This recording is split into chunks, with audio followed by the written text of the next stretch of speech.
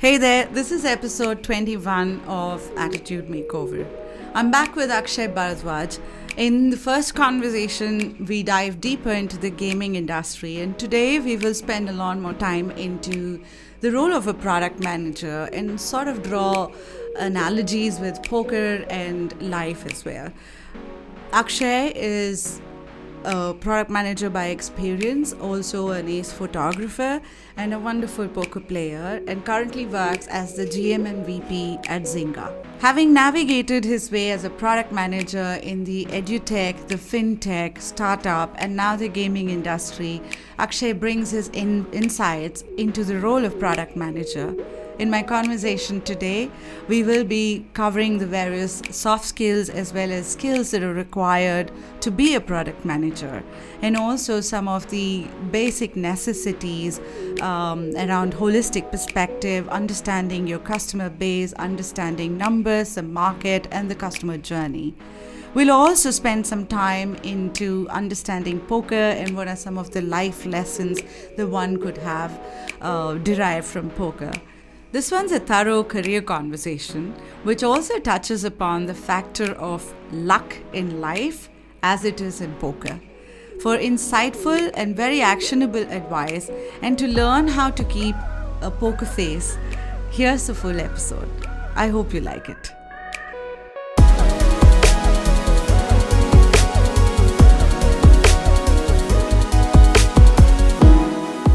Sorry, Akshay.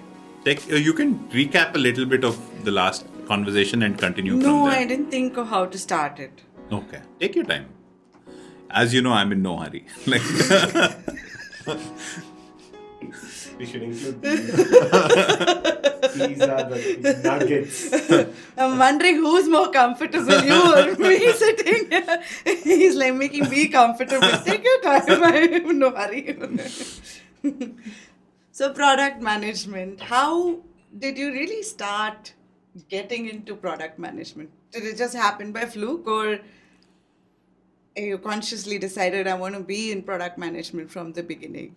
Yeah, that's a good question. Like after B school, I went into a consulting company and we wrote software for investment banks. You were a developer? No, I don't know what the role was called. Like it was supposed to be a product management role. But it was titled a product manager, but it was not like the product manager that you look at today. So it was a services company aspiring to build products, right? So you had to go work with clients, and this was software for investment banks. So you had to understand what their needs were, and they were very specific. And, I don't know many of those cases could be generalized to a product, right? That's what I mean. But eventually learned in less than a year that I won't be able to really build scalable products there. But we did what we could.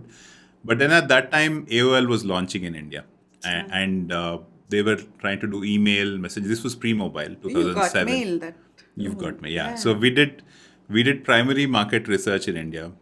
Spent time in cyber cafes, schools, colleges. And this was pre-mobile, right? So all physically using internet on the desktop. That was my first product management job, and it was just a fascinating entry into product management. Most people would look at me when I told them I'm a product manager as if I was doing something that was completely useless. Yeah. Because nobody knew what a product manager did. But over time, I think post the startup boom happened in India 2010 or so, it's become a more accepted role here. But my learnings started from there, then went into a startup experience I had, then back into Adobe, then into EdTech, FinTech, now into gaming. So it's been a fun journey. Yeah, and it's different industries, right? You, especially within Adobe also, it was different. It was e-learning, it was all your collaboration tools. Yeah. And then you went into ClearTax, Yeah. right? Which is in the finance space. And then you're Correct. into Zynga, which is in a gaming space. And the market segment is also different. Correct. Right. They're all different and similar. I'd put it that way, because fundamentally, like the people you're serving to, the customers you're serving to, all behave in a certain way, and they have certain needs, aspirations. So in a very simplistic form, that's what you're trying to solve for, right? But then you can add layers on top of it. It can be B2C, B2B, and so on. But at a simplistic level, it's a transferable skill. So if you do very well in one industry, you can actually transfer that skill to another industry. It's one of those rare professions where you can do it. It's not many professions have this luxury of wanting to do. And I've always been somebody who enjoys trying out multiple things, sometimes parallelly, sometimes in quick succession. So that's been how I am. So it's kind of lent itself to my interests well. I think, what is that? Birds of the same feather flock together. I think that's how most of my guests also are happening too. I'm figuring out all of them are similar in that way. There's always a side thing. You're always exploring other things. And it's very interesting how it's all coming together. But I want to start off with product management itself. It's a very in-demand and also very misunderstood role. You have different types. You have program managers who are called product managers. You have technical product managers, and you have the people like you who are the pure play product managers responsible for business and P&L as well. Throw some light on in your journey, because you've been in this journey in different industries. What are the type of product managers? I'm not saying one is better and the other is not so great, but just to give clarity on what kind of product manager roles are out there. Yeah. I think that like at a broad classification level, you can look at them as inbound product management and outbound. Like what I mean by inbound is you work largely with engineering or work with a specific team for a very clear outcome. Very internal focus. Very internal focus, right? You know exactly what the customer needs, or at least that's what you think, right? You know, somebody is kind of given you the directive. Let's say you're building for, like a very high, when I say, I wouldn't say high tech, but let's say a high complexity industry, right? Like let's say you're building for an airplane or you're building for, healthcare, pharma. It's very hard for you to understand, like for each person to spend time with the customer. So there is somebody representing the customer and you're kind of imbibing the knowledge from them and building it out, right? So you work with engineering, you work on the features, ship it, and then there is a loop which kind of takes you out to the customer, right? So a lot of inbound roles are like that. There's also some different variants of that, wherein early on in your careers, you work just mainly on data, right? Like many companies, you start off as an analyst. You work with the output of products, right? In the sense of what is the usage data, what's the retention data, how is it monetizing? Just work with the numbers. And via numbers, you will learn how the product behaves, how people are evolving, how they use it. And this is very true in B2C companies. So you'll see a lot of analysts kind of mature into product manager roles. There's also a different set of roles where people who are close to the customer evolve to inbound roles. Like for instance, if you are in quality assurance or even customer support, you've always understood the needs of the customer well. It's easier for you to move to product management. Or sales. I mean, sales is also like a wonderful example. But I think where I've seen sales and PM not go very well is just the type of personality types that kind of like sales versus PM. But they're always a breed of people who have the intersection of skills that are across sales and PM, right? And there is a classic conflict, right? Sales, you're always looking at quarter to quarter. You want to close week on week, month on month. But if you do that in PM, you have the classic jugaad problem, right? Which is you're building for the short term, you're fixing it, you're hustling. Yeah.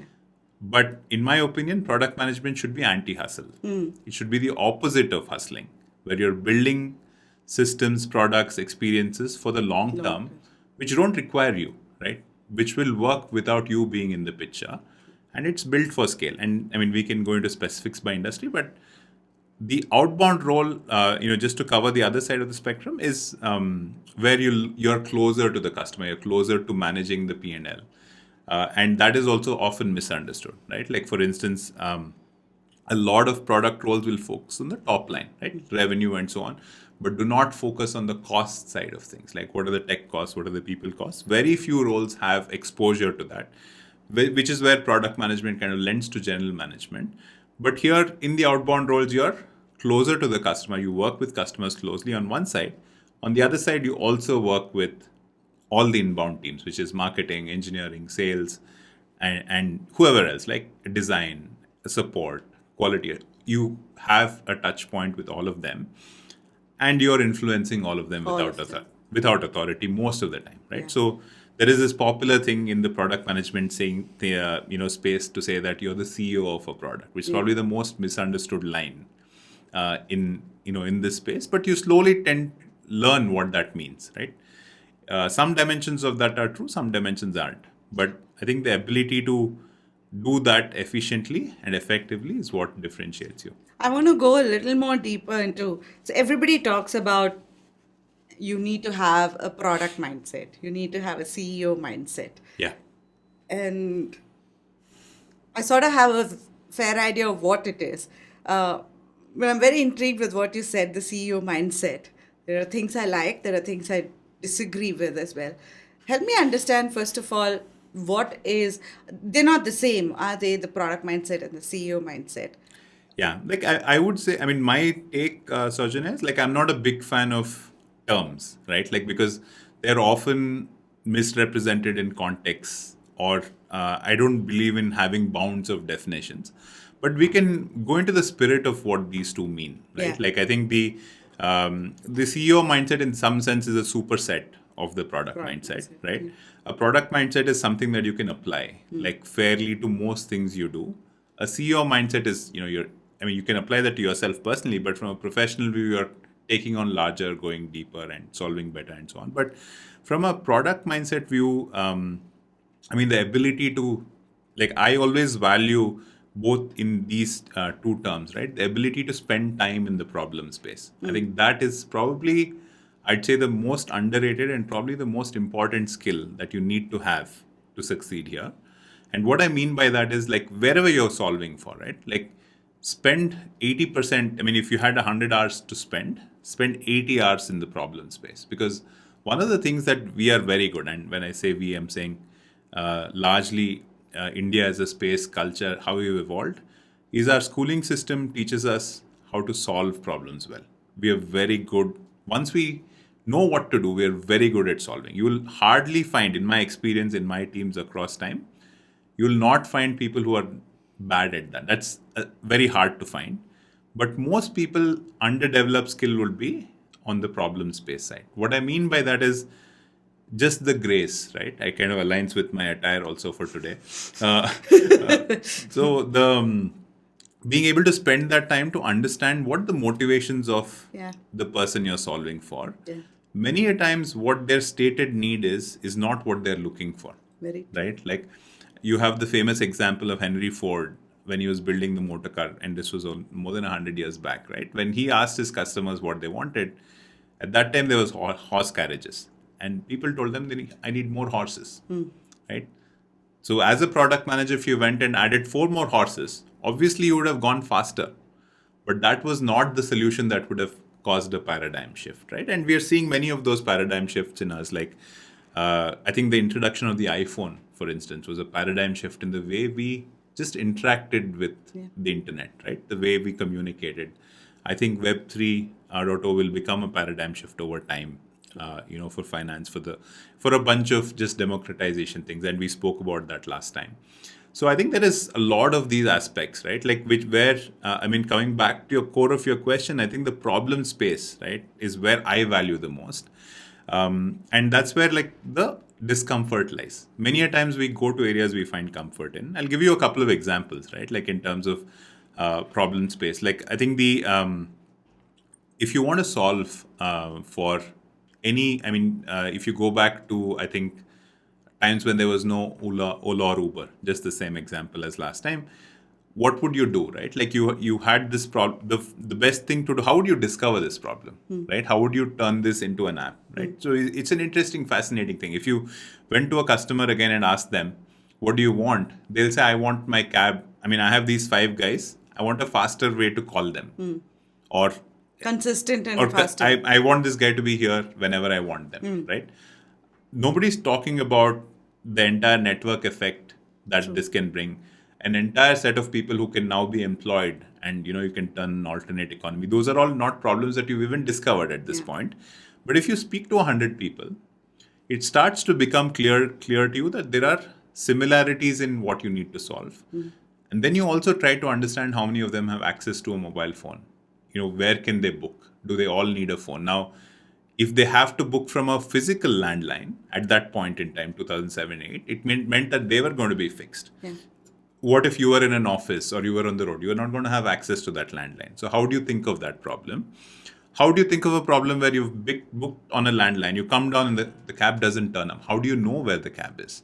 How do you know what you're available? What happens when it rains? So rather all of these kind of problems, which when you start to think about how a customer faces it and you feel the pain of the customer, right? That's what a lot of this problem space is about, empathizing and feeling that pain yourself.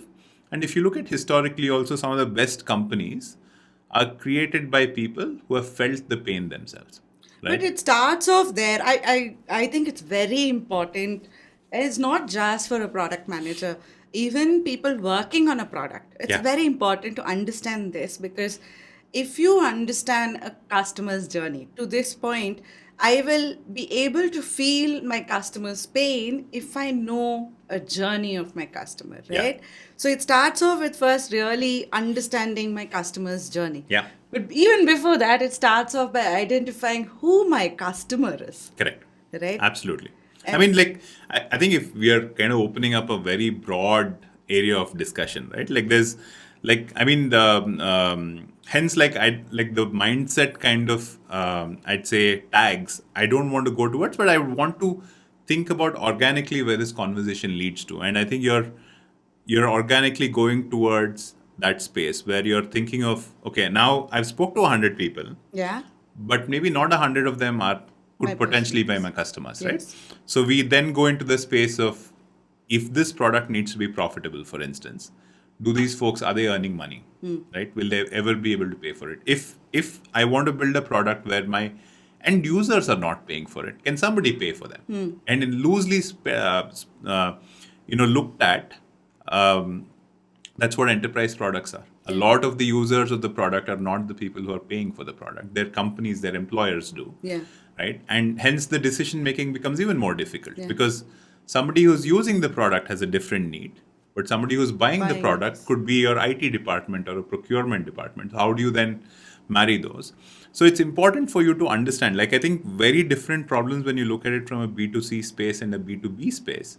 In a B2C space, I think this problem you'll discover very fast, right? You will know willingness to spend, ability to change, that behavior curve very fast. And these days if your journey is entirely digital, then you can test even faster, right? You can have ads that offer the value prop of your product, right? And then you can test who, responds to it versus not. And quite a few famous products have started that way. In the enterprise world, it's slightly slower cycles, but there are interesting techniques to test there as well.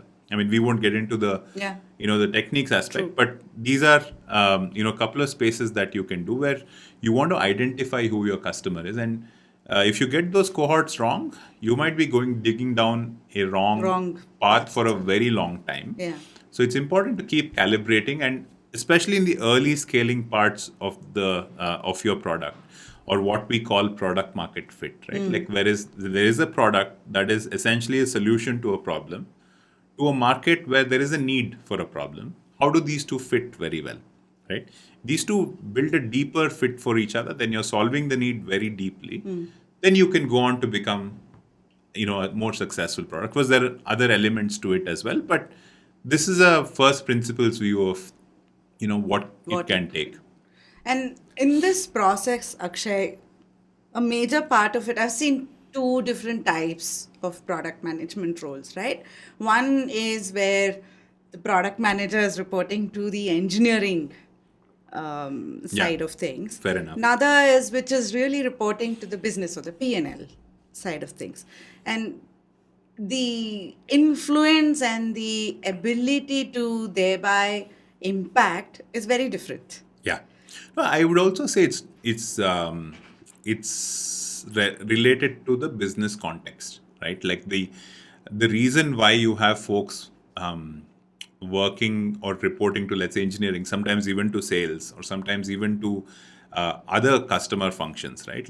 Not necessarily just P&L. P&L or business ownership is the way the industry that product is in, right? And what is the dominant need in that industry is important. Like if you're a heavy engineering company, right, where engineering is the core heart and center of what you're doing, it makes sense to have an engineering person lead and then have product go there, right? And a lot of, if you think of a product like AWS, right, like Amazon Web Services, a lot of work there is hardware, core platform work, which is not customer facing. Correct. But they're integral to the success of the product. So potentially a lot of PMs there are hardcore engineers. They're not what you would think of in a regular frame of mind. So that context is very important, right, when you do it. But in a larger, more aggregate view, the second cohort is always more productive, because if your goals are aligned to what the business and the entire company's goals are, you're more likely to succeed, right? Because like we say in any career conversation, right, we want to say pick up roles that are closer to revenue. Yeah. Right? So you want to be in a product role that's closer to revenue. That will always help you create the most impact, because you're not only shaping the strategy, but you're also executing and delivering on that. Yeah. And you're getting the entire, the flywheel experience where what you're doing is coming back and adding to more. See it, yes. And you're able to do more and more. And then, you scale the business accordingly. And that is a fascinating experience. Yeah, yeah. And in this role, I do believe that it is a very soft skill intensive role. It's a very demanding role that way, because you're not just thinking of a strategy, you're interacting with various aspects of an organization. You're like the interlock across the organization, if I can call it that, whether it is the engineering, the legal, the sales, the marketing, the customer support. It's across. Yeah. Right? And if your product is globally available, then it is these cohorts repeated in each country, because it's Correct. unique in a lot of ways. The government policies, laws and legalities, customer behaviors, all of that needs to be taken into account to come back. So it's a very intense role when it comes to soft skills. And yet it is, in most cases, a non-authoritative role. Yes. What's been your experience? How do you go about balancing all of this? What are some key skills that are really required? Yeah, I think it's probably one of, the top 2 skills maybe that you need as a PM, right? 2 or maybe 3. So I think the influencing without authority is most of your PM career till you reach like a director or director plus kind of a level in product management or general management. You will have this as a need for you, right? And most of my career, like even before I moved into general management roles, have been into core product management roles, where I had the good fortune of running worldwide businesses from Bangalore. I think I would treat myself as fortunate and lucky to have found that opportunity. Very. So, and that doesn't happen to most people. So I think this aspect of influencing without authority has multiple dimensions to it. I think the core of it is to understand, like I said, I always am a big believer that if you deconstruct into behaviors and motivations of individuals, you'll be able to understand things better. The what's in it for me part of it.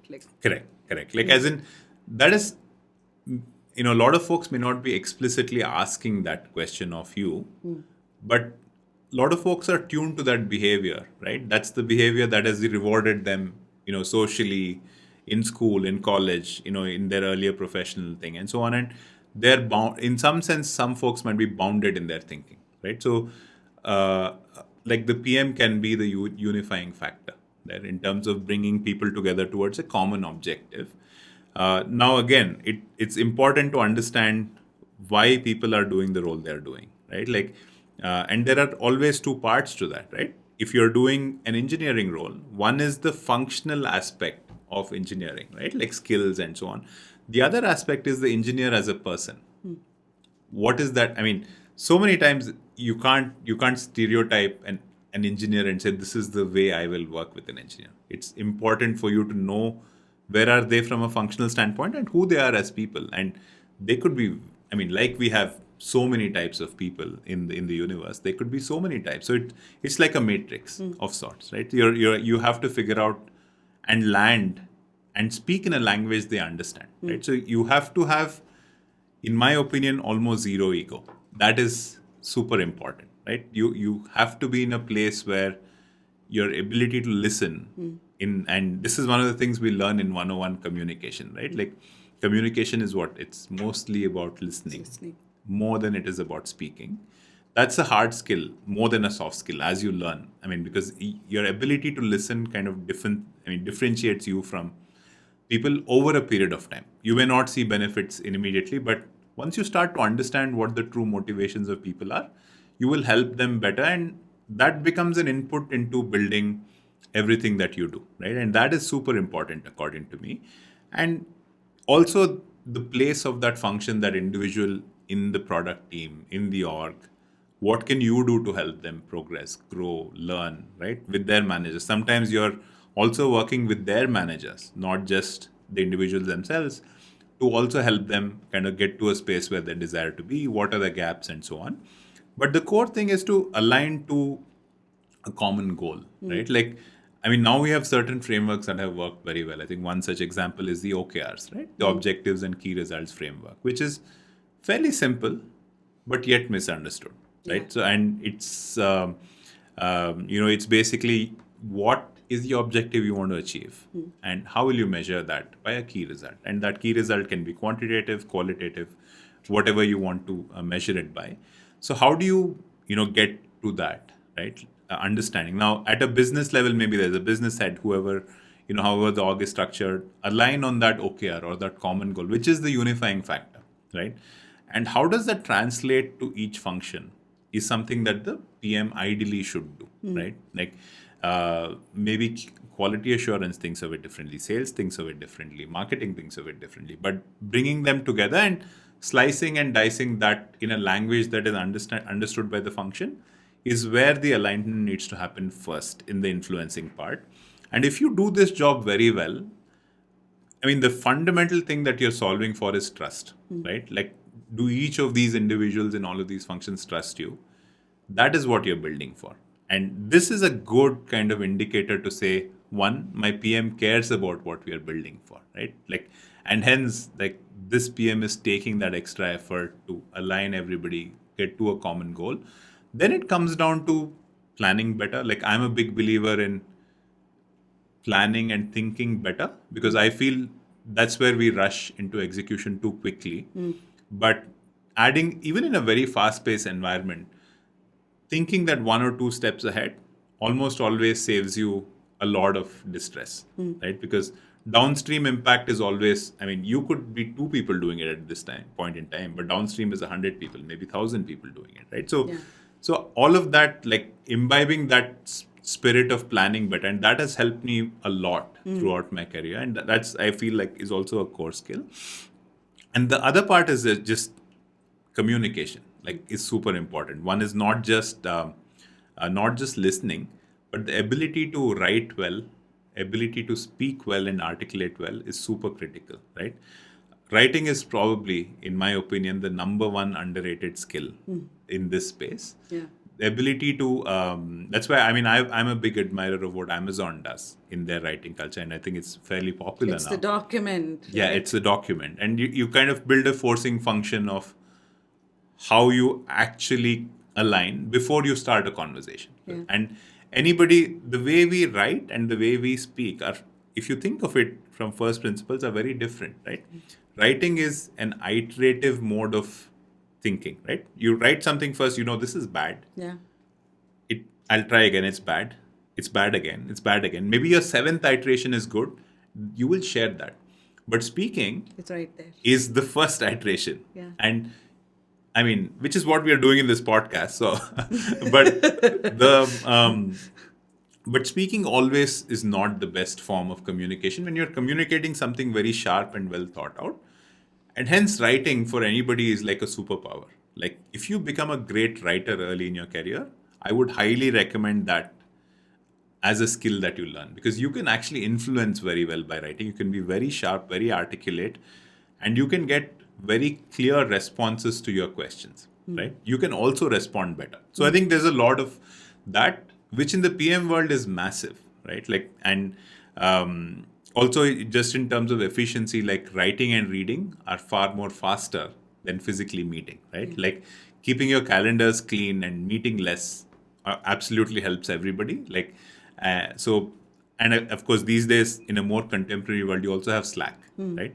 Again, writing plays a super important role. And that's something that I try to encourage in my teams as well, like to write a lot more. So I think that is also, I know I'm going down different facets of influencing without authority, but this is also I an agree. important. And it is important because your audience pool is different, right? You're Correct. probably today, first half you're talking to the engineering team, second half you're probably talking to the marketing team. Yeah. And the sales teams, right? So what is it that you're communicating? How are you writing that in a manner that is the language that is understood on the other side? Like Yeah. I cannot use legal conversations with an engineering team. It's lost in that whole process. And between the lines, there's a lot of other translations that happen. Yeah. So it's very important to really get the listening, the communication, as well as the writing part. I completely agree with you because you're constantly communicating and you over communicate sometimes. Yeah. And it's important to do that because you need to keep people abreast with what's happening. Yeah. So I'm yeah. totally in, what's the word? I'm running at the same pace as Yeah. And I think like just, I mean, you've been in sales roles and, you know, one of the challenges I had with sales, the moment you mentioned sales, it kind of just brought back some interesting memories. When we went back and we were trying to do, when we were at Adobe, like we were trying to do enterprise sales, right? We're selling into large companies. So the products that are sold are not straightforward. Right? It needs to be understood when you make a pitch. And of course, you'd also have partners. So sometimes you're enabling partners to sell. Sometimes you're selling directly to, let's say, a large account manager who's kind of helping pitch somewhere. So you have these multiple pieces, right? So the variety of questions that a salesperson gets can be very broad. So my belief was a salesperson should not sell till they first use the product, right? And you won't believe the most tricky conversations are getting the salespeople to use the product, right? Like where they're like, I'm ready to sell. I know everything that's in there. I'm not going to use the product, right? And you won't believe it. It's you know, it might seem like the most simplest thing, but we used to have locked sessions where it was literally like tying sales teams into a room to say, this 3 hours, you're not selling. All you're going to do is figure out how to use the product. And sometimes that forcing functions help. Yeah. And it goes a long way when it works. And, you know, it also builds that rapport between like product managers and sales teams. So no, I think it's, I have two experiences in this, right? When working in HP, you're working on enterprise printers and home printers. At that time, we didn't have printers at home. So it's very hard to correlate with an end customer point of view because you don't even have that device at home. Correct. And you're building it for a world which is not here right now. Absolutely. So it was very hard to, you know, internalize some of these customer requirements. But at a later stage, when I started working in GE Healthcare, the CRM that we used was like as intuitive as it could get, but it's still not easy. Yeah. So you have to sort of don the hat of a seller and really say, okay, this is what a seller's day is like. Like, and it's very hectic, having done a seller's life. It's a very hectic, packed day. In between that, to come and put in 30 fields of entry into that CRM, which I don't know, God knows who will be reading for what kind of metrics. It just doesn't make sense. So when I then came as a seller in Microsoft, I could totally relate with what are the pain points a seller faces with the CRM because I've done that. And so I completely agree with you that it's very important to really use the product hands-on and don various hats as a customer, because when you start mapping the journey and using the product is when you'll be like, what shit is this? Why do you need so much? Yeah. Why can't you just have a single click? Yeah. Right? I mean, and you have you have the classic 80-20 or 90-10 rule in products, right? Like most of these enterprise products, 90% of those features are unused.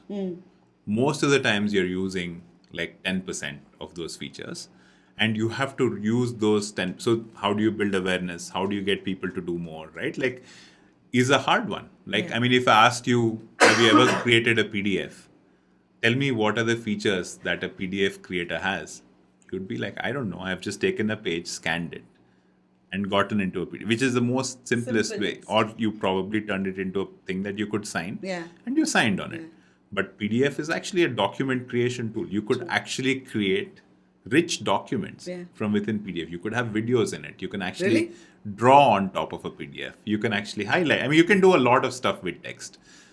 And nowadays you have, PDFs can also scan, right? And convert it into digital text. So there's a lot of these stuff which may not be used. And I'm like, I don't know where the latest is in terms of usage, but I'm just saying that there's also this part, and the journey of sales there is to understand who's using what, right? And how do you upsell somebody into a use case that could be more productive for them? And maybe that's a worldview they don't have, right? Like, for instance, if you were in HP, you're trying to sell a printer. In a world where you have not experienced a printer, then what are you going to sell it by, right? Like, you'll need to experience that world either directly or indirectly.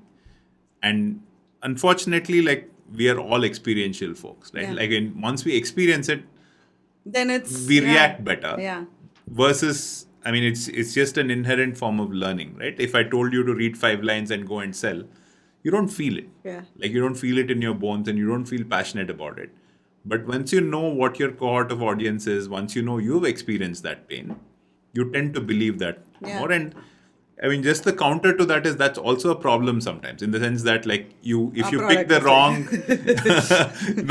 wrong audience or the wrong problem, you may be biasing on the wrong pieces. Very true. Or you may have got the wrong experience. So I think that's where the practicality, rationality comes. And sometimes your product is the number 3, number 4 in the market. Then how do you sell against number 1? Is a very competitive job. So you should also know what are some value propositions, who's your competition, what do they have, how are they addressing some of these pain points.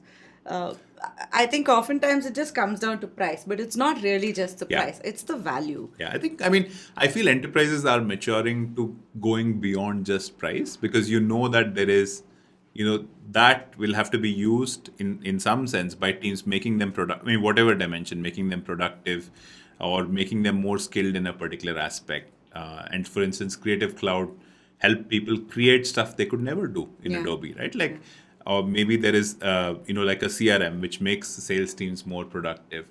Things like that. So there is a maintenance cost. There is like an ROI on that investment, which the enterprise measures by, which is important. And whichever tool helps you get there is probably going to win, versus just X versus Y. And always, I mean, like both of us know, a lot of enterprise deals are not just, a multiplier type of a deal, right? You're not like, there are 1,000 people, multiply it by X and you get the product. There are always nuances in terms of how you deploy, what could, discounting mean for this team? Are we signing longer term contracts? Are these on subscription? Are this a one-time price? There's all of those variables. Touch points with the other entities. Correct. And there could be partners in between, all of those pieces. So, I mean, without getting into the depth there, I feel like there are nuances for sure.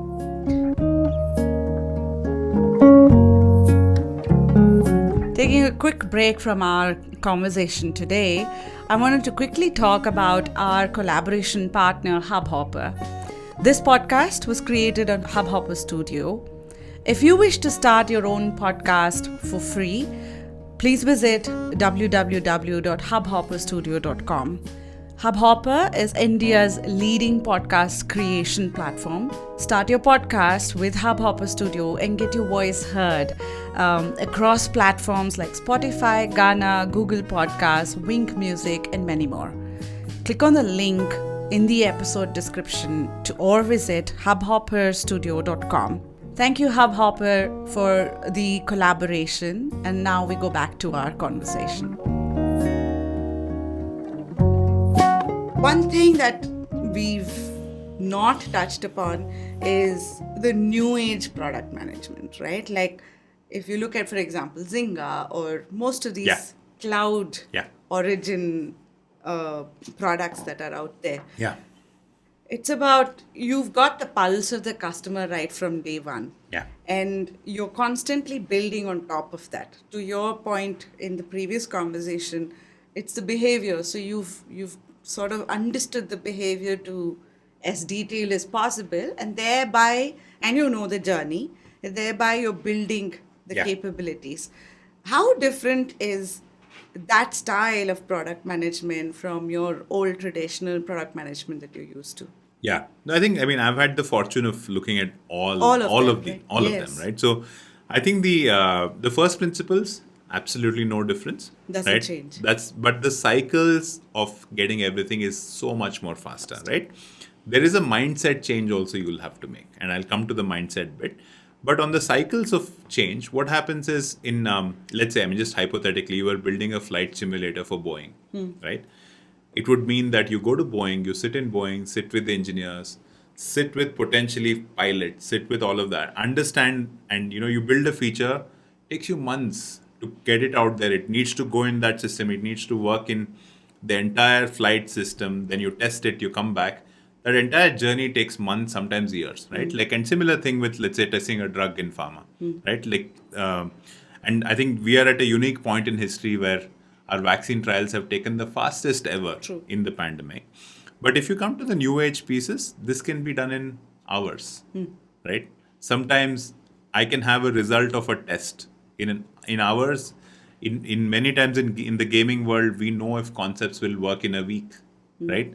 Which is fascinating, right? So there are tools and techniques that you can use to actually figure out how people behave. And we have some fascinating insights, like, not just in Zynga, but in some of my other, startups I work with, or some other experiences I've had in FinTech and also at tech, right? Like, what we can do is we can test concepts by the way you interact with content on the web, right? Like, for instance, if I showed you an ad on Instagram or TikTok, right? How would you react to that?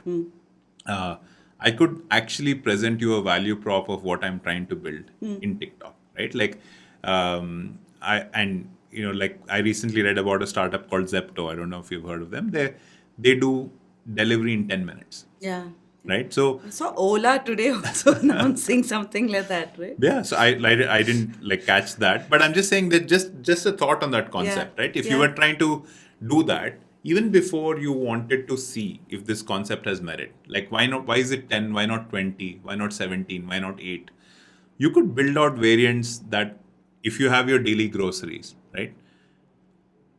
Maybe you're ordering milk, eggs, vegetables, whatever. You build 10 variants of different times with whatever else you want to add on. Maybe it could be ingredients, could be order from work comes to home, could be reschedule orders. So if you map all of this on a sheet, your offering may come up to 50 offerings. So all of these 50 offerings can be turned into 50 ads, right? You know that, largely who's going to order, but you may not know specifically. That's fine.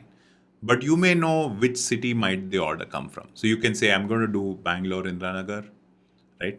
Delhi, South Delhi, like maybe Bombay, South Bombay, whatever, right? Like, let's say the affluent neighborhoods. So you put out your ad targeting those via Facebook, let's say, as an example. And all you need to do is how many of them sign up for it or click for it. So just the act of clicking, the click-through rate is your only metric that you need to know, right? And how long does it take to set this up? Very quick. Like, you can create ads quickly. You don't need to be a designer. You have tools these days that can actually help you create an ad, as long as you've used anything on the internet, right? Yeah. If you've used, I would say, email, that's good enough. That's the only skill you need to do this, and you're good to go, right? And so you've got an insight that post all of these studies, you will get an insight that this cohort of audience Yes. likes their food delivered. What is the food they want delivered? What is the time they prefer to be delivered? And now you have an insight that nobody else has. Just because you've iterated through the problem space very deeply and very iteratively. And that is the important piece here, where it's okay to not know what you're doing, but it's important to move fast. So the important thing with the new age, I'd say even consumer companies, is just optimize for speed. Then it comes to speed versus velocity, right? you don't keep optimizing for speed forever, because then the direction matters. But as you get results, as you move faster, the direction of those results will make the velocity of what you're building go towards the right direction, right audience, and then you're on the right track, right? But be mindful that till this time we haven't invested a line of code. Nobody's written a line of code. There's been nobody that's been hired into this team. It's probably going to be 1 or 2 people doing this at the max. And that is the secret of moving fast in new age companies. You don't do any investments before you have that insight validated and vetted. Once you have that insight, you choose how to invest, right? There are other practical pieces that you have to figure out, right? You have other logistics needs. Are there other considerations that you haven't thought about, right? Then you come into what effort will this take? What is the minimum viable product, right? We also look at something else which is called the riskiest assumption. Like, what is the assumption that you're making today that is very risky, right? So you want to validate that assumption. So you validate that assumption and then you scale. I mean, we can get into that, but that's a road mapping, product management core exercise. But this insight in core new age companies is massive. The second one, which is mindset, is to go towards data-driven decision making. Is to decide by data and not by using your gut feel as much as you can. And gaming, for instance, is a space where you don't need to have any gut feel. Like, the data we instrument data in everything we do, and every single experience we build is measured. And you know how people are reacting to it. You know what returning users do. You know what new users do. You know what paying users do. You know what they like, what they don't like. So you have everything at your disposal. The interesting thing with the gaming space versus the non-gaming space is the gaming space, everything is deterministic, right? If you have built 1,000 levels in a game, the game designer knows at the 1,000th level what's going to happen, right? But Uber can never do that. Like, Uber can never know what the experience of a customer being dropped to a location is until that physical real life event happens, right? Yeah. So that is a slightly slower, relatively, even in new age companies, slightly slower journey. But in gaming, like, just the richness and quality of data is just phenomenal for you to learn. In fact, that's why my advice to most product managers is, like, if you're starting early in your career, spend time at a gaming company, which does a lot of data-driven decision making. Like, I mean, Zynga was one of the pioneers in that space. But like, for instance, a stint at Zynga will give you the best kind of platform to understand advertising this. Here no, but for your team. No, I'm just saying that I'm with you. For me, I've realized some of this through the journey, right? Yeah. But if you flip this around and if you started early, you'll actually fast track a lot better. And that is something that is not an insight easily available, which is why I was saying. And but even last time when we were talking about the behavioral part of it, you mentioned how most of these other industries sort of have leveraged the learnings from the gaming industry. Correct. Which is exactly what you're talking about. And correct. That's why you're also talking about start with the gaming industry, because you're also understanding the behavior part of it. Correct. And how data leads to some of these correct. Processes that we've put in. And that could be a great foundation to go into any other industry. Yeah. That's what you're talking about. Absolutely. And I think the tying thread between data and behavior is, it's a very, you can think of it as, okay, I knew this already when I say it, which is basically like, see what people do, not what they say, right? So data tells you what they actually do. But when you ask them stuff in surveys, in interviews and so on, they will tell you their aspirations, their intentions.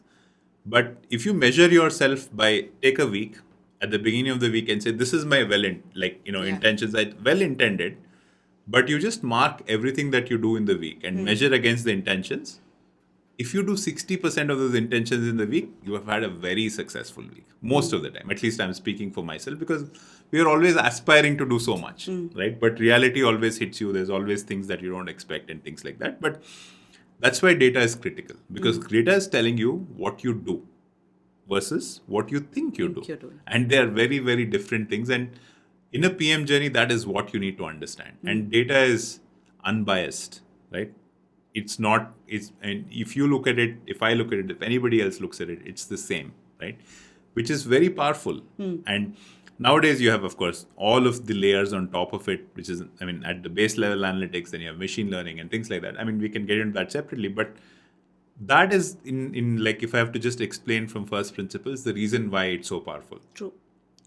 What you're also leading towards, very interestingly, is an important aspect of product management is about how you look at metrics.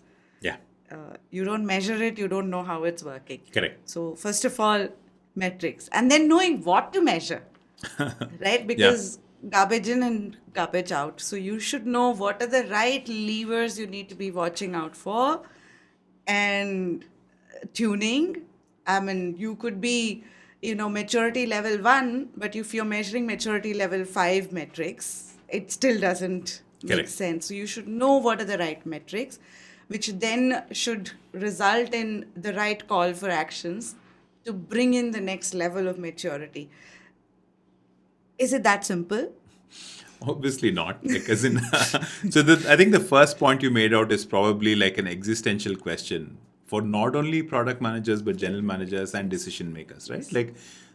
I mean, one of the pearls of wisdom, or like, I forget who said this, but most people like would wonder, like, I mean, I don't remember the exact statement, but it goes something like this, right?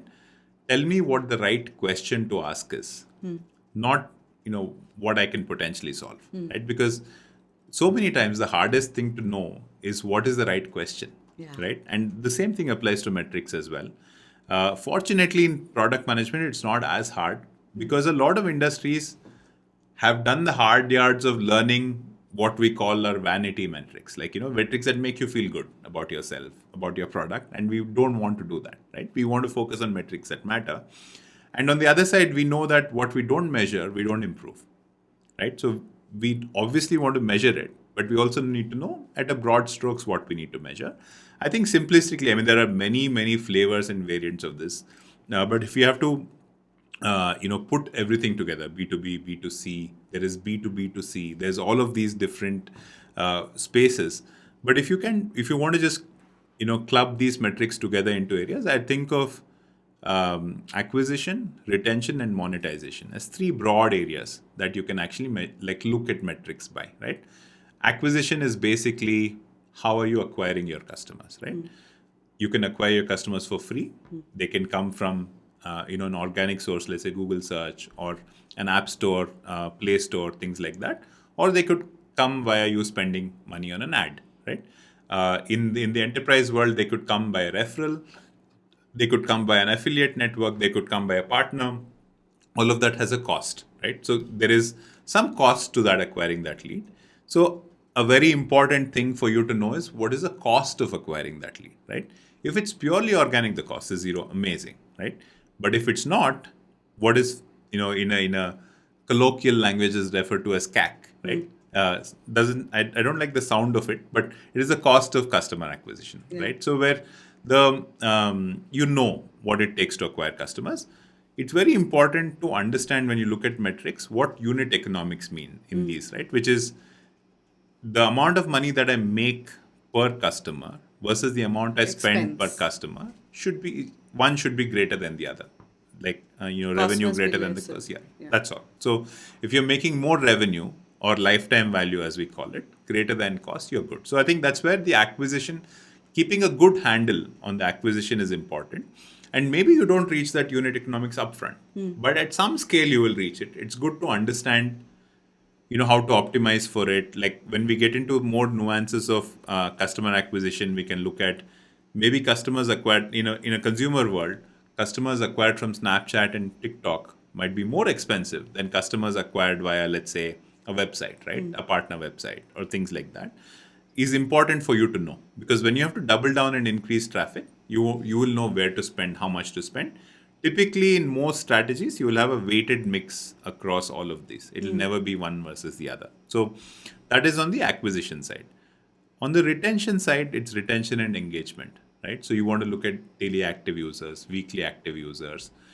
In the gaming world, you have D1, which is how many users came on day 0, went to D1. How many users went from D1 to D3? Like they stayed for 3 days. They stayed for 7 days. D7, D14, D30, and so on. you know that they're retaining in the game. Monetization is essentially revenue, right? How many of your payers are actually, how many of users are actually payers? You have ratios by which they're paying. How do you turn them to monetize, right? Like we have this thing of how much of average revenue will you earn per active user, right? Which is essentially monetization, right? Like in the gaming world, there's something called ARPDAU, ARPDAU, which is average revenue per daily active user. So which is probably the most important thing in monetization. So if your active users are monetizing the best, then your game is in a healthy state. And you would want to increase that number over time. So that's on the monetization piece. And if you're interested, we can go deeper into any of these pieces. But broadly, just to recap, like acquisition, retention, and monetization would be the three areas. And each of them, by the way, are very hard skills, right? Like I would love for each PM to spend 6 months to 12 months on one space, go deeper, learn that very well. And, we want to orient product managers towards acquisition first or revenue first, depending on the needs of the game, but they're separate skills that are good and nice to learn separately. In this whole journey, what's been the toughest for you?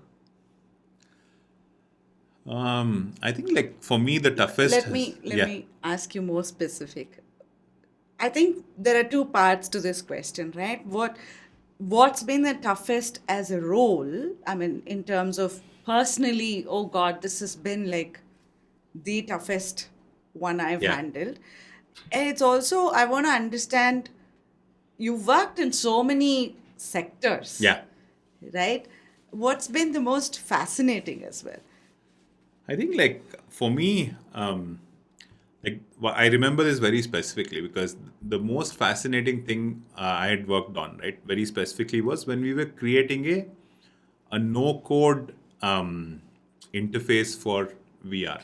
This was back in 2017. No way, back then. Yeah, so we were creating without using programming, you could create VR experiences just by pulling things together, and you hit a button and you get a VR experience. So this was in Adobe. Yeah. So and it's still in a product called Captivate. It is still there. It's still a feature, and I mean we thought VR will take off, right?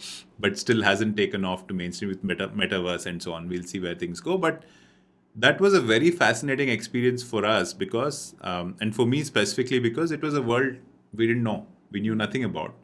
And we were creating for a world where there were no creators, right? And we were creating for a world where you're introducing the need into the world. The need is not, established. It's a futuristic thing, right? So, and you essentially have to create every nuts and bolt of that experience. None of that is, you can look at somebody and say, it's created, I'm going to borrow it. So you had to create everything from first principles. But I've had a bunch of fascinating experiences over time. Like I think one of the other experiences I had was back in AOL, we were building email for China in 2008, right? So I remember going and doing primary market research in China, where we wanted to know how students use the internet, right?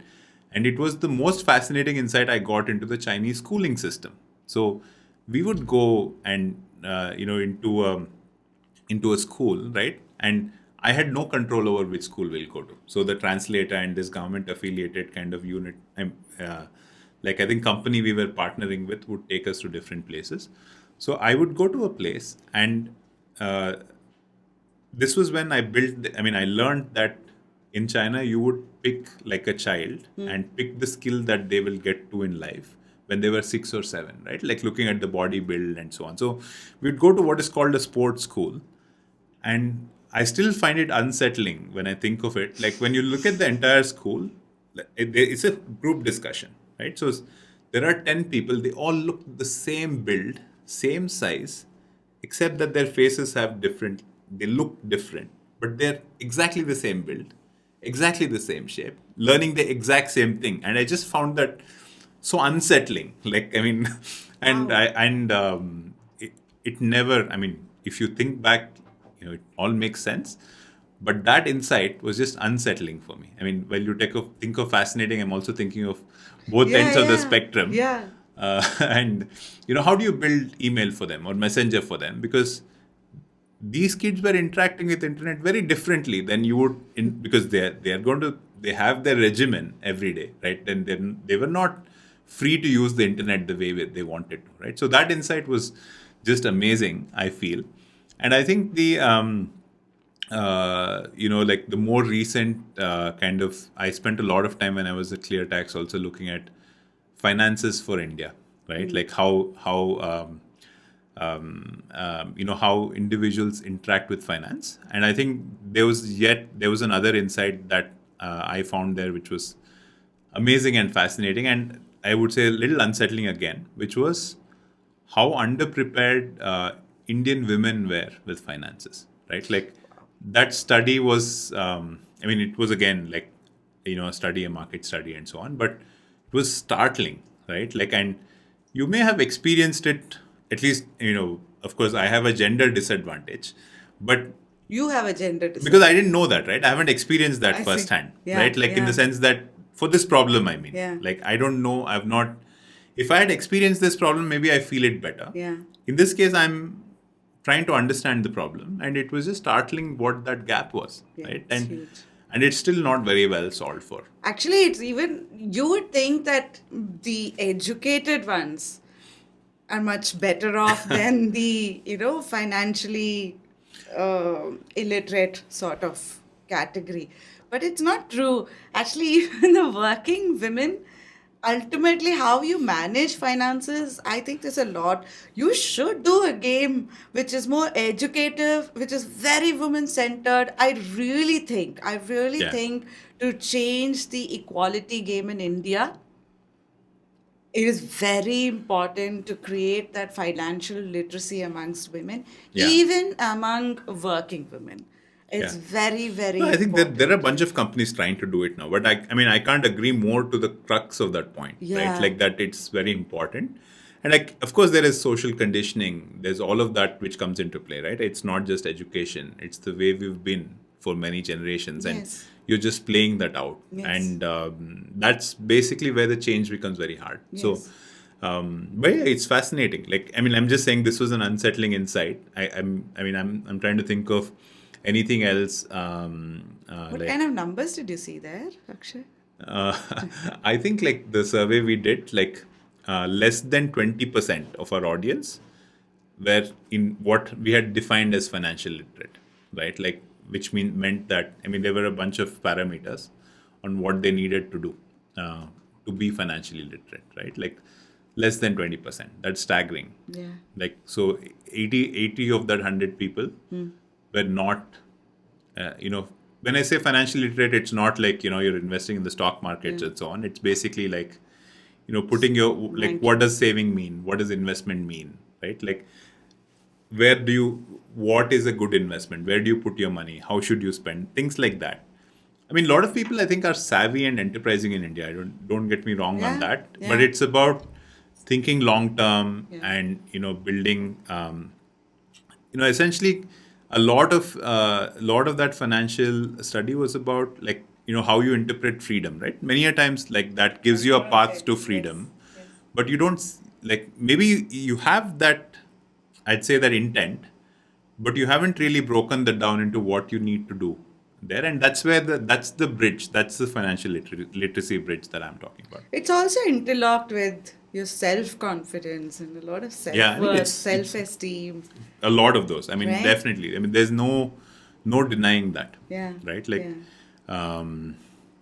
it's again like it's interlaced with social, economical, where your family is, what your upbringing is, some elements of patriarchy. All of that put together brings you this problem. So I would think it's not as straightforward as a product.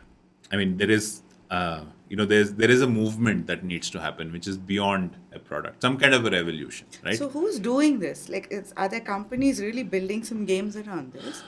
Games, like I don't know specifically, but I know that a lot of the new age, like investing companies, do build educator sessions for women specifically, and they are still in an educator mode. They're not. I don't think that just that will bring in change. You which should is- do something like a Candy Crush or a Farm Wills, because see, that was a game changer, right? Like, Correct. it was everybody, right from your 60 plus women and men. I'm just sticking to the topic of financial literacy among women, and so women comes out. But the older, the youngest, Yeah. everybody was playing Yeah. that, right? And I think some game like that, which really instills the fundamentals of Yeah. No, I think I agree with the core point, but what happens is the instructional kind of games never work. yeah. Right? Like if I Yeah. told you how to do your taxes and I gave you a game, will you ever play it? No. You will never play No. it, right? Like, but what about a fun way in Yes. which you kind of Yes. express that, Yes. right? And like there is this thing that like if you look at how kids learn language, Yes. especially Hindi in South India, they learn via Chota Bheem. Doraemon or Oh, Chota Bheem, God. right? So maybe that's not the Hindi you desire, There's but some- that's the part where you take away the instructional pieces and you let go in a way that's more organic and that makes fun to them. Yeah. In a fun sense in a fun way. Yes. Yes. I think that's what you need. Like Yes. it's not necessarily a thing. Then there are a lot of the the play money type of an apps where you can actually take play money and learn how the stock market works. And so I can't think of the names upfront, but I've seen a bunch of them over time. Where you can just experiment and learn, but that also needs a step curve, right? Why would you go and install an app that it's you're already scared of this field? I actually think the right way to solve it would be to introduce it in schools. Totally agree. That's when you start to, would you not learn a bunch of life skills? I think two skills I would really like for schools to imbibe is some sense of starting up. Not really a company or something, Yes. but the take an idea. Entrepreneurship thing. Yeah, Right? but Yes. if once you call it entrepreneurship, I feel it It's a becomes this big- big, yes. heavy thing that you Yes. have to carry. But any idea that you have, Yeah. can you take it, find, what we call in a sophisticated manner, go to market, right? Yeah. Can you find where your customers live and how do you reach them, Yeah. right? Build that bridge and then convert them into paying customers, right? Yeah. Just that entire thing. And how do you make this profitable? Maybe just a very, like, in the Western world, there is the lemonade stand. There is Girl Scout cookies. There is all of this stuff. So is there an equivalent for us to try? Yeah.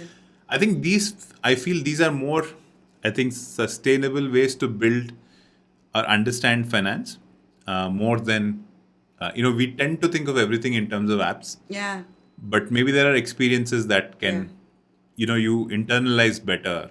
And maybe it's a social experience, right? Maybe, there are groups of people that learn better in community. Yeah. Maybe they don't learn by themselves. Maybe there are communities which encourage each other, right? We have seen that, in certain different products, like women cohorts have behaved better in community kind of spaces, right? Like we have even in engineering, like we have seen spaces where they've behaved better in, when they work together as a community. Maybe there's an insight. I'm just speculating here. Yeah. But that's the kind of stuff I think there is, it's worth exploring. Yeah. Where sometimes the answer doesn't seem so obvious.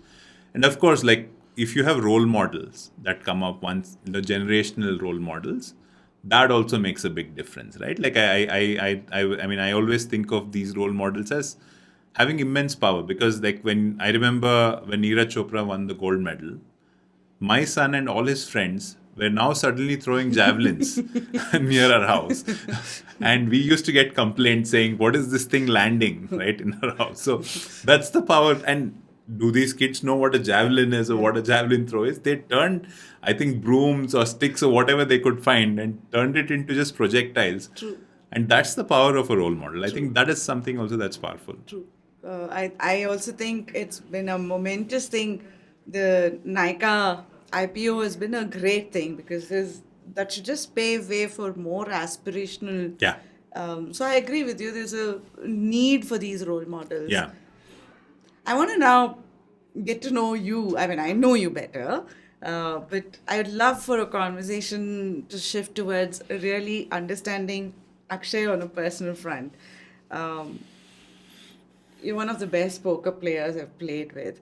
Just to give you, my audience, a feeler for it, when we're playing, by the end of the game, he will look at me and he'll say, you had king of spades and 10 of clubs, didn't you? And I'd be like, I don't have a poker face. And you would always be so correct, not just in around the vicinity, you would be so correct about the cards I have, right? It's a skill game. It's got mathematics, it's got behaviors, and it's got a lot of personal, what's the right word? You know yourself so well, sort of a Yeah. thing, right? Yeah. Yeah. You are in control of your emotions, and then you play the player and you play your cards, right? So, first of all, you're pretty out there and famous in the poker side. Um, Tell us a little bit about that. I think poker for me has been like uh, in many dimensions like a mirror to myself. Like I've gotten to understand who I am better, what my motivations are, how other people, what are their motivations, how do they behave, and poker is a language in which you tend to understand how a person truly is. Not there are no there's nothing that people are trying to hide in a game, and which is very fascinating once you tend to learn better about the game. For me, I think I mean, I've had some amazing life experiences from poker, right? Like for instance, if you in tennis, if you said I want to play a set of tennis with Roger Federer, or I want to bowl an over to like Sachin Tendulkar, you'll have to be skilled enough to turn up at a game where these are playing.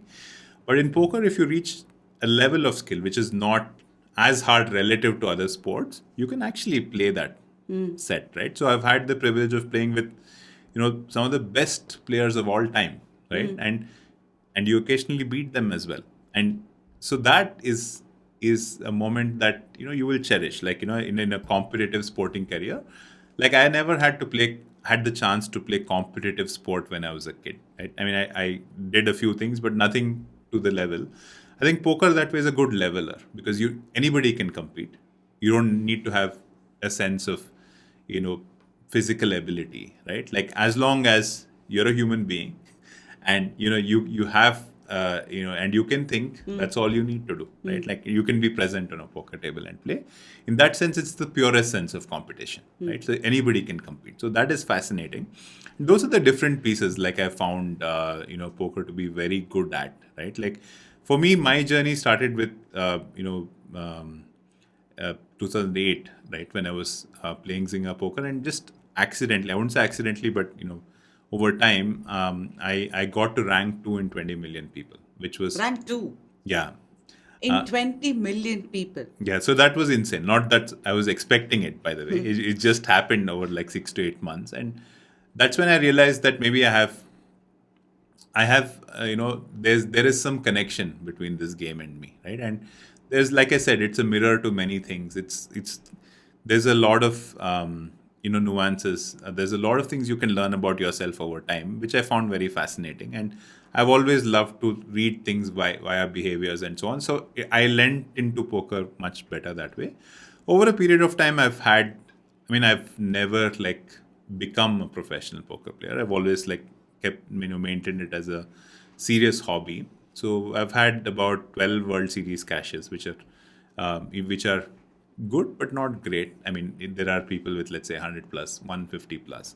But I mean, it's not. I mean, I'd love to play it as competitively as I can, and and every year, by the way, the field gets more competitive and so on, right? And I'm not really playing every day, so for you to be able to match up to that field and so on is interesting, but it's a challenge. And just like any other skill, you take it as a challenge and you go out and just pace yourself against that field. And it's a space where I've always wanted to play against the best, because that's when like where you stand. So that's been like broadly a summary of where poker is at for me. So I find it a skill game which really teaches you a lot of life lessons. Yeah. I think the most important one, I think you were the one who taught me that, is when you're in a bad situation, whether it is a job or your personal space or whatever. In poker, when you're dealt with bad hands, you fold. Because otherwise, you go on investing yourself and you're just going into a downhill process. What are some of the life lessons you have learned from this beautiful game? Yeah, I mean, there's a lot, right? Like I think that the one that you are referring to is broadly known as the sunk cost fallacy, right? Not just in poker, but also Everywhere products, life, wherever, where you've put in time, effort, money into something, and you're unwilling to let go of it, even when you know that path is not leading to anything productive. I think the core principle of sunk cost comes from what we call as loss aversion, right? Which is for us the tendency to react to a loss hurts a lot more than it is to the impact of a gain, right? Because the impact of the gain is uncertain. You don't know what it feels like, but the loss is here and now, and that will hurt, right? If I told you that, if you you would give me 300 rupees that you would lose forever, but in a day you would gain 500 rupees on something, you would always save the 300 rupees because that's how we are wired. So I think that sunk cost fallacy and loss aversion is deep built into us. And, a lot of games, products, and so on kind of make you understand that very fundamentally, right? So from my view, I think there are many aspects actually to poker in terms of what life lessons, right? I would maybe put them into certain areas and maybe we can go there.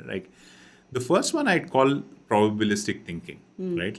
Which is a lot of the times, when in my early days, you would think of outcomes in terms of 0 or 1. You're like, okay, this is going to happen, this is not going to happen, right? But what happens when you learn poker more deeply is you understand that there are probabilities associated with every event, right? So in your life, there's a probability that something might happen. There's a probability it might not happen, right? But you want to keep doing your process, your daily process, towards the higher probability events which lead to a better outcome. Many a times, the process that you do might not lead to the outcome, which means that you might come on the low end of the probability, right? Let's say you are preparing for an exam, you are extremely well prepared, but on that day, let's say you slipped and fell, right?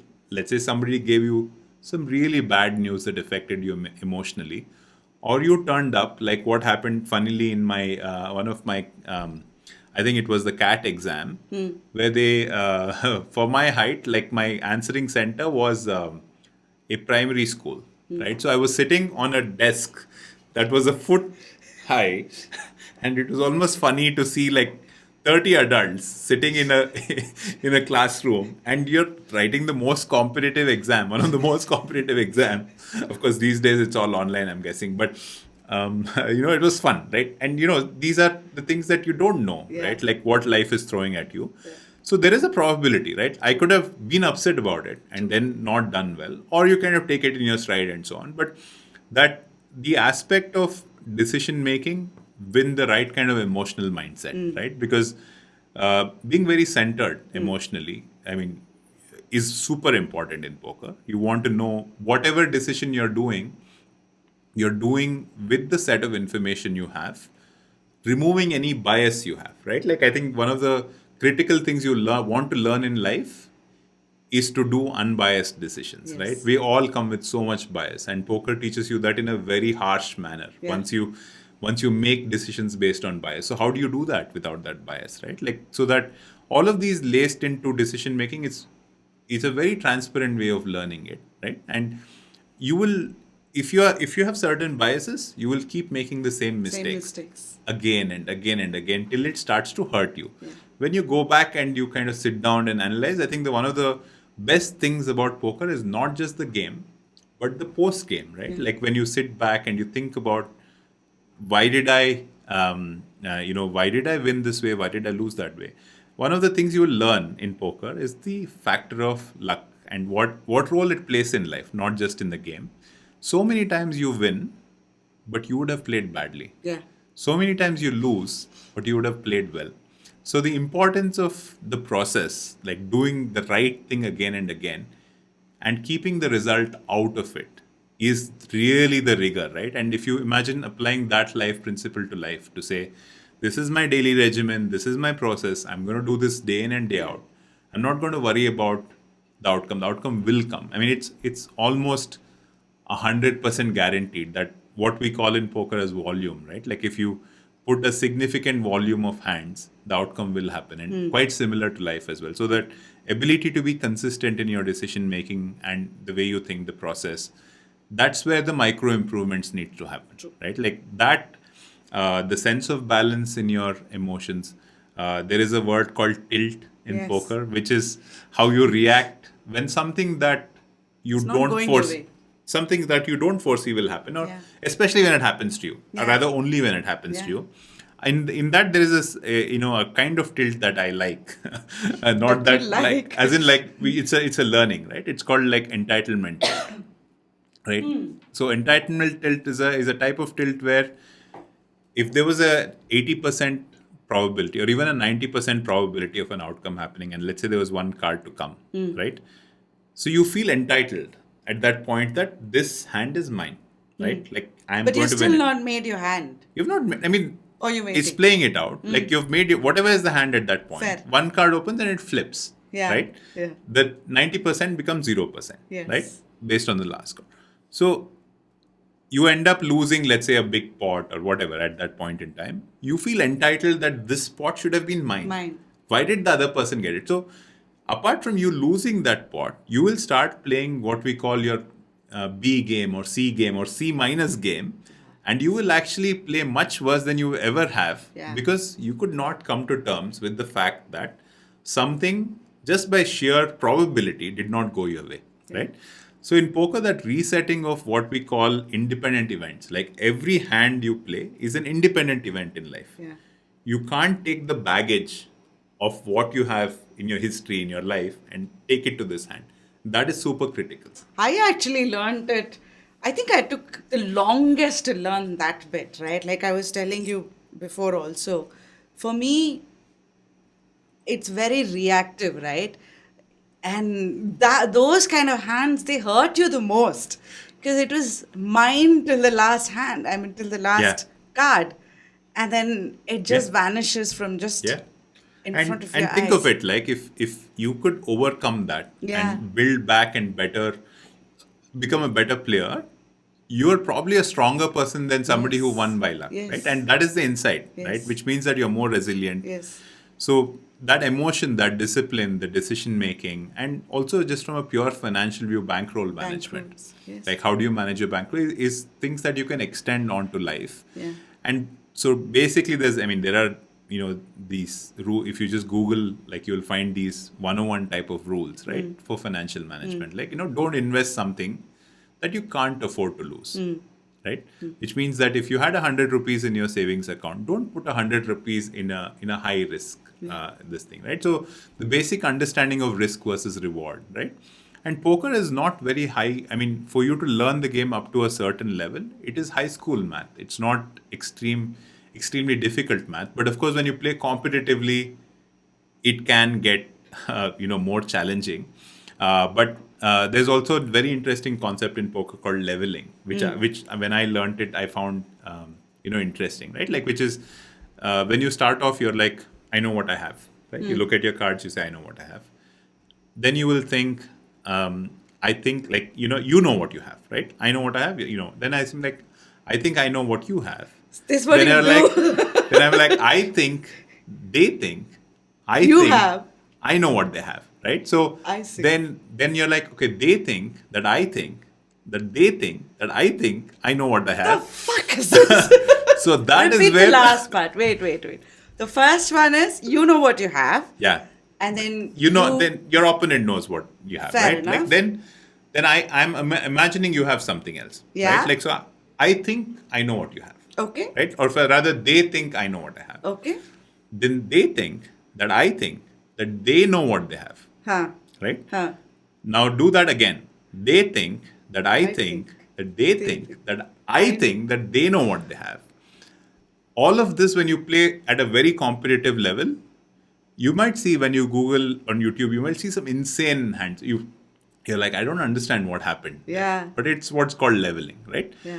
The reason why it's a life lesson is because sometimes you're overthinking Yes. too much Yes. about what it is. Sometimes it's fairly straightforward, but Yes. you're like, okay, there is peer pressure, there's fear of missing out, there is all of these other things in real life where you're overthinking because, okay, what will my friend think of me? What will my company think of me? What will my parents think of me? And when you bring all of that together, Yeah. you're making a decision which is suboptimal for everyone. Yeah. So This is when you fold hands as well. When you have good hands and you fold. Yeah, because- but if you've arrived at it with sound logical Yeah. decision making, it's fine. It's good, yes. But you should never make a decision out of fear. Yeah. That is basically the insight. The Yeah. insight is don't make decisions out of, make sound decisions, understand risk reward, but don't do it because, somebody else is going to perceive you a different. It's slightly different from how you play, how the analogy is with poker, but it's an interesting lesson you learn. Yeah. Become more self-aware of yourself and how you behave to certain situations. And one more amazing insight like I've seen on the poker table is people behave the opposite of who they are in real life, right? Like because they've never had that outlet in real life to express themselves, right? If somebody is silent, mellow, you'll find them very aggressive on the poker table. Like somebody who's extremely talkative and aggressive in real life might be the most conservative player you have ever seen, and it surprisingly holds true at large scale. So there are all these things which is fascinating observations, and you learn about people. So how do you keep a poker face? So I think This is something I still need to learn. I've been playing for 8 years. And that's my Achilles heel, I would think. I mean, I've got many in the game, but then I think that's my biggest one, right? Because it's all out here. It's all out in the body language. It's the way you fidget. It's the way you sit. It's the way your feet moves. And people observe you not only play for your cards, you play your player. And so people observe they think and the I think concept, right? So how do you keep a poker face? And it's very important in the outside world as well. Yeah. Right? I think, a poker face is misrepresented like what James Bond kept in the movies, right? Like you're not supposed to, if you're playing uber competitive poker, then, I've played against some really tough opponents where you can see eye twitches. You can see like what you categorize as voluntary and involuntary movements, right? Like sometimes there's what we call a reverse tell, right? And I'll just go there before coming to a poker face, which is you're trying to show off a tell, trying to tell me that you're nervous, but you might not be. I know who's doing that always. So all of that it's again a game of leveling there. But coming to a poker face is basically how you are in a normal setup, right? Let's say you're bubbly, cheerful, talkative in a normal setup. Just be that way when you have a hand versus not have a hand, right? Suddenly what happens is, if you're somebody who's very talkative and you get a really strong hand, you become quiet. You just don't talk because now you're like, That's not what I do. you need to tell me, what do I do? See, I think for you, specifically on the poker table, like the moment you see a hand, I think your eyes start widening, right? Because when you're like excited, right? Like that, okay, I have a really good hand. So one of the good signs you see is, let's say somebody 3 places away is playing now and you're waiting for your turn, but you're already ready. Like your chips are cut out and you're ready to bet. It means that, okay, you want to play this hand, right? You have a good hand, right? Then you're giving that other person information to decide what to do. Yeah.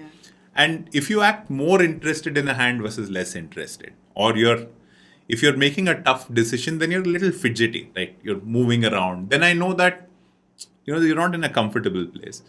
When you're comfortable, you're moving fast.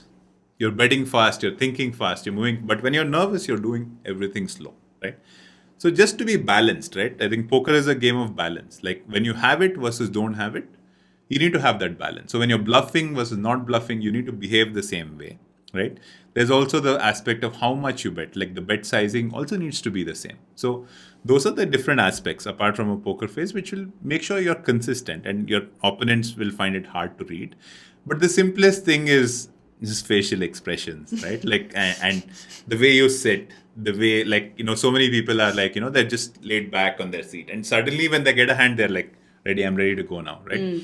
So having that consistent kind of frame becomes hard. Like for somebody who's not like a still-faced person, if they want to build it for poker, it's almost impossible, right?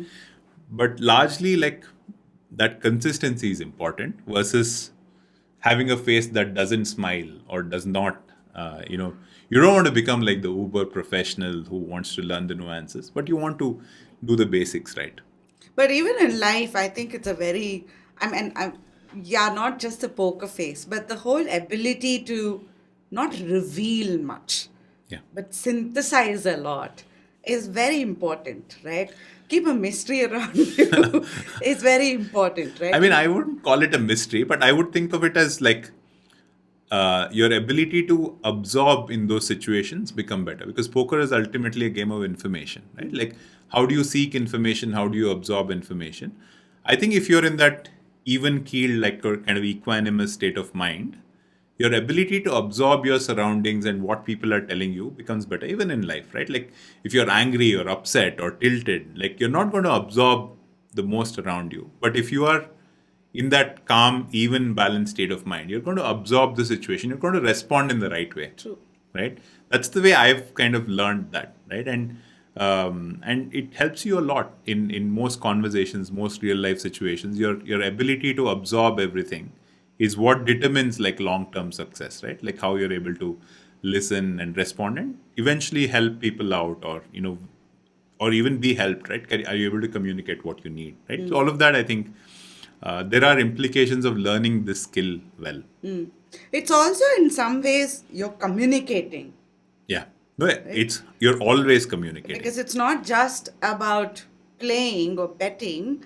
You're also in some ways communicating, in some ways intimidating as well. Yeah. No, I mean, so see, there are some things that are, I'd say, like marketed to you, right? Like if you see, popular poker games or famous poker games and things like that.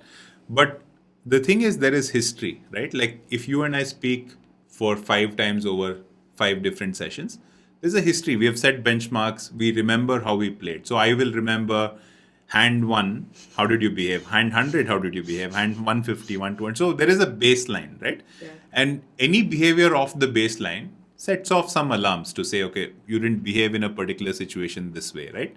When you won, how did you behave versus when you lose? So what happens with, like, let's say world-class poker players is if you play a long time with them, they will always win, because they're able to interpret this and tune their actions accordingly to each player. Yeah.